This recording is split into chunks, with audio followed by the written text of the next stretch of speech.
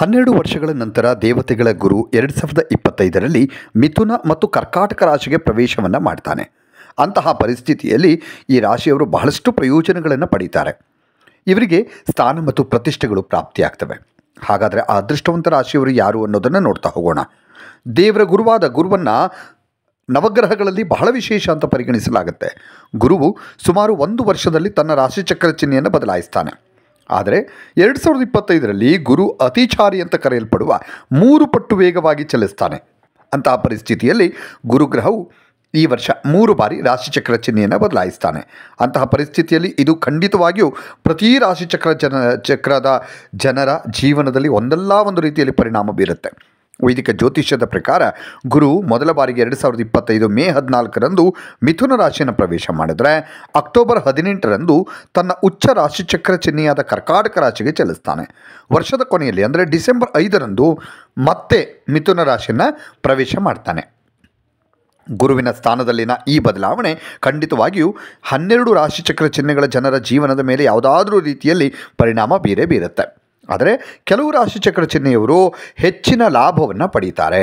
2025ರಲ್ಲಿ ಗುರುವಿನ ಸಂಕ್ರಮಣದಿಂದ ಯಾವ ರಾಶಿಚಕ್ರ ಚಿಹ್ನೆಗಳು ಅದೃಷ್ಟದ ಕೃಪೆಯನ್ನು ಪಡೀತಾರೆ ಅಂತ ನೋಡ್ತಾ ಹೋಗೋಣ. ಶ್ರೀ ಚಾಮುಂಡೇಶ್ವರಿ ದೇವಿ ಜ್ಯೋತಿಷ್ಯರು ಒಂದು ವಿಸ್ಮಯ, ಬದುಕಿಗೆ ಬಂದೆರಗುವ ಕಷ್ಟಗಳು ಅಗೋಚರ, ಆಚಾರ ವಿಚಾರಗಳ ನಡುವೆ ಸಂಘರ್ಷದೊಂದಿಗೆ ಸಾಗುವ ನಮ್ಮ ಜೀವನವೇ ಒಂದು ಆಕಸ್ಮಿಕ.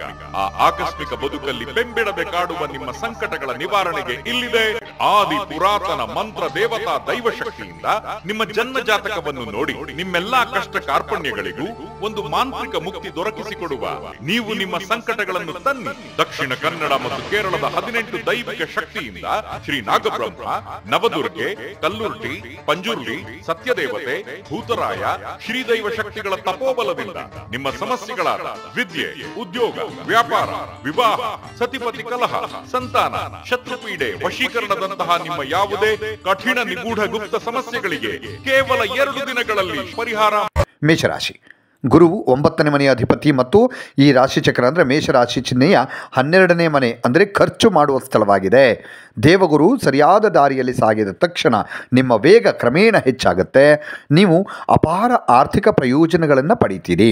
ಕುಟುಂಬದ ಸದಸ್ಯರು ಮದುವೆ ಆಗುವಂಥದ್ದು ಅಥವಾ ಮಗುವನ್ನು ಪಡೆಯುವಂಥದ್ದು ಆಗತ್ತೆ. ಈ ಥರ ಒಂದು ಯೋಗ ಕೂಡ ಇದೆ. ನೀವು ಸಾಲ ಇತ್ಯಾದಿಗಳನ್ನು ತೆಗೆದುಕೊಳ್ಳೋದಕ್ಕೆ ಬಯಸಿದರೆ ನೀವು ಅದರಲ್ಲಿ ಯಶಸ್ಸನ್ನು ಕೂಡ ಪಡಿತೀರಿ. ಗುರುವಿನ ಅಂಶ 8ನೇ ಮನೆಯ ಮೇಲೆ ಬಿದ್ದರೆ ಪೂರ್ವಜರ ಆಸ್ತಿ ಅಥವಾ ಯಾರಿಗಾದರೂ ನೀಡಿದ ಹಣವನ್ನು ಹಿಂತಿರುಗಿಸಬಹುದು. ಅಂದರೆ ಪೂರ್ವಜರ ಆಸ್ತಿಯನ್ನು ಪಡ್ಕೊಳ್ಳೋ ಸಾಧ್ಯತೆ ಇದೆ. ಅಥವಾ ಯಾರಿಗಾದರೂ ನೀವು ಸಾಲ ತಗೊಂಡಿದ್ದರೆ ಅದನ್ನು ವಾಪಸ್ ಕೊಡುವಂಥದ್ದು ಅಥವಾ ಯಾರಾದರೂ ನಿಮಗೆ ಹಣ ಕೊಡಬೇಕಾಗಿದ್ದಿದ್ರೆ ಅದು ವಾಪಸ್ ಬರುವಂಥದ್ದು ಆಗತ್ತೆ. ಉನ್ನತ ಶಿಕ್ಷಣಕ್ಕಾಗಿ ನೀವು ವಿದೇಶಕ್ಕೆ ಹೋಗೋ ಅವಕಾಶವನ್ನು ಪಡ್ಕೊಳ್ತೀರಿ.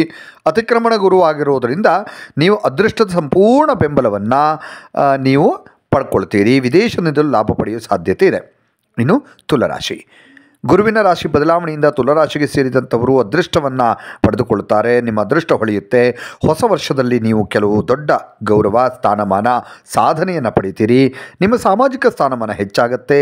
ವಿದೇಶದಲ್ಲಿ ವ್ಯಾಸಂಗ ಮಾಡುವ ಕನಸು ಕಾಣ್ತಾ ಇರುವವರಿಗೆ ಗುರುವಿನ ಆಶೀರ್ವಾದ ಸಿಗುತ್ತೆ.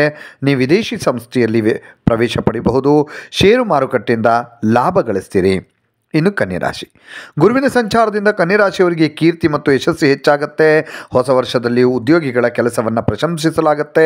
ನಿಮ್ಮ ಬಾಸ್ ಅಥವಾ ನಿಮ್ಮ ಮಾಲೀಕರು ನಿಮಗೆ ಕೆಲವು ದೊಡ್ಡ ಜವಾಬ್ದಾರಿಯನ್ನು ವಹಿಸಿಕೊಡ್ಬಹುದು. ಆದಾಗ್ಯೂ ನೀವು ಬಯಸಿದರೆ ಹೊಸ ವರ್ಷದಲ್ಲಿ ನಿಮ್ಮ ಕೆಲಸವನ್ನು ಕೂಡ ನೀವು ಬದಲಾಯಿಸಬಹುದು. ಅವಕಾಶಗಳು ಉತ್ತಮವಾಗಿರ್ತವೆ. ಇದರಿಂದ ಅನುಕೂಲವಾಗುವ ನಿರೀಕ್ಷೆ ಇದೆ.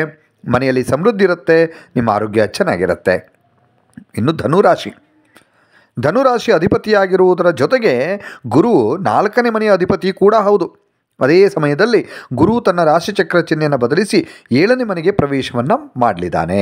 ಅಂತಹ ಪರಿಸ್ಥಿತಿಯಲ್ಲಿ ಈ ಧನುರಾಶಿಯ ಜನರು ಬಹಳಷ್ಟು ಪ್ರಯೋಜನಗಳನ್ನು ಪಡೀತಾರೆ. ಭೂಮಿ, ಮನೆ ಖರೀದಿಯ ಕನಸು ನನಸಾಗತ್ತೆ. ಇದರೊಂದಿಗೆ ಉದ್ಯೋಗ ಮತ್ತು ವ್ಯವಹಾರದಲ್ಲಿ ಬಂಪರ್ ಯೋಗ ಇದೆ, ಲಾಭ ಇದೆ. ಹಾಗೆ ಗುರು ಮಹಾರಾಜನು ನಿಮ್ಮ 11ನೇ ಮನೆ, ಮೊದಲ ಮನೆ ಮತ್ತು 3ನೇ ಮನೆಯನ್ನು ನೋಡ್ತಾನೆ. ಈ ಕಾರಣದಿಂದಾಗಿ ನೀವು ಅನೇಕ ಪ್ರಯಾಣಗಳನ್ನು ಕೈಗೊಳ್ಳುತ್ತೀರಿ. ಇದರಿಂದ ಸಾಕಷ್ಟು ಲಾಭ ಪಡೆಯಬಹುದು. ನಿಮ್ಮ ನಿರ್ಧಾರ ತೆಗೆದುಕೊಳ್ಳುವ ಸಾಮರ್ಥ್ಯದಲ್ಲಿ ನೀವು ಹೆಚ್ಚಳವನ್ನು ಕಾಣ್ತೀರಿ. ಅಂದರೆ ಸರಿಯಾದ ನಿರ್ಧಾರವನ್ನು ತೆಗೆದುಕೊಳ್ತೀರಿ. ಅಕ್ಟೋಬರ್ನಲ್ಲಿ ಗುರುವು ಕರ್ಕಾಟಕ ರಾಶಿಗೆ ಪ್ರವೇಶ ಮಾಡಿದಾಗ ಅದು 8ನೇ ಮನೆಯಲ್ಲಿರುತ್ತೆ. ಅಂತಹ ಪರಿಸ್ಥಿತಿಯಲ್ಲಿ ನೀವು ಕೆಲವು ಒಳ್ಳೆಯ ಸುದ್ದಿಗಳನ್ನು ಪಡಿತೀರಿ. ಇದರೊಂದಿಗೆ ನೀವು ಆಧ್ಯಾತ್ಮಿಕತೆಯ ಕಡೆಗೆ ಹೆಚ್ಚು ಒಲವನ್ನು ತೋರ್ತೀರಿ. ಆದರೆ ನಿಮ್ಮ ಆರೋಗ್ಯದ ಬಗ್ಗೆ ಸ್ವಲ್ಪ ನೀವು ಜಾಗರೂಕರಾಗಿ ಇರಬೇಕಾಗತ್ತೆ. ಇನ್ನಷ್ಟು ವಿಡಿಯೋಗಳಿಗಾಗಿ ಮೀಡಿಯಾ 18 ಕರ್ನಾಟಕ ಚಾನಲನ್ನು ಸಬ್ಸ್ಕ್ರೈಬ್ ಮಾಡಿ ಹಾಗೂ ಹೊಸ ಹೊಸ ವಿಡಿಯೋಗಳ ಅಪ್ಡೇಟ್ಗಳಿಗಾಗಿ ಬೆಲ್ ಐಕನನ್ನು ಕ್ಲಿಕ್ ಮಾಡಿ. Thank you.